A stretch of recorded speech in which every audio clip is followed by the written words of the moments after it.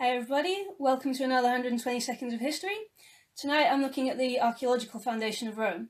So the traditional date for the founding of Rome is the 21st of April 753 BC, so the middle of the 8th century. We're more interested in the archaeology, so let's dive in and have a look. First question is, why settle in Rome? What about this area made people want to stay there? So Rome itself is comprised of 7 hills and 1 river.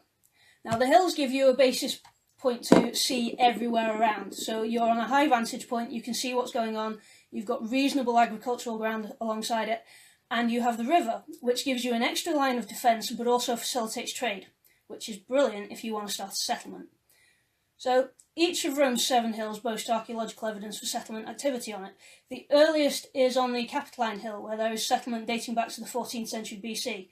This seems to have fallen out of use at some point, and we see a settlement begin to grow up on the Palatine Hill, which is where the legend says Romulus founded his city in the 8th century. What we have in terms of 8th century archaeology on the Palatine is a series of rectangular huts with sunken floors. So they're post-built structures with a basement type thing dug into it, so they're living slightly below ground level. These would have like stick roofs, thatched roofs, and they can actually still be seen on the Palatine today. If you go up to the Palatine Hill, they lie near the house of Augustus. It's referred to as the Hut of Romulus. Worth a look if you're in Rome. Now, these early 8th century dwellings are enlarged through the later 8th century, becoming bigger in single capacity, but also there are more of them on the hill. Excavations in the 20th century also revealed that this 8th century settlement had a wall around it, which again links back to the Romulan mythology that he built a wall around his settlement to enclose it on the Palatine Hill.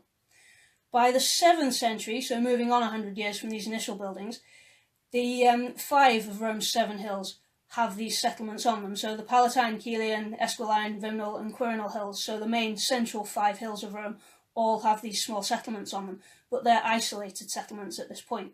It's not until the mid-6th century where a group of Italians called the Etruscans take over this area. Now these are the important people because they bring with them a form of technology. They are able to drain the area around the Tiber, which was formerly marshland, and create a dry area that's habitable and can be used at the bottom of the hills. So the tribes from the top of the hills are able to come down and have a marketplace, a place to meet, trade alongside the river and with each other.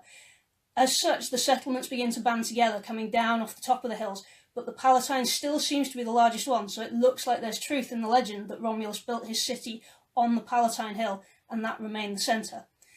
It's also where the rich people of Rome during the Republican imperial periods built their houses, so the Palatine seems to have retained this special interest for all time, really. So Rome as a city itself comes about because localised tribes settle the area because it's useful, and then it just grows and expands as more and more people come into the area. Once it's drained, it's a habitable area, much more so than it was before, and the settlement grows and expands. As a final point, recent excavations around 2014 discovered earlier settlement on the Palatine Hill. Further along it, there are roundhouses of 9th century date, so that's 100 years before the previous ones that we found. So the Romans seem to have got their years roughly right, but may have been 100 years out on the actual date that Romulus may have built his city, if Romulus did really exist. That's all for me tonight. Please ask any questions in the comments below the video. I'll try to answer them as best as I can. Join me again next week. We'll be moving on to a more Arthurian flavour and giving the Romans a bit of a rest for a while, but rest assured, we'll come back to Romans in due course. Don't forget to like and follow my page, and have a good evening. Thank you. Good night.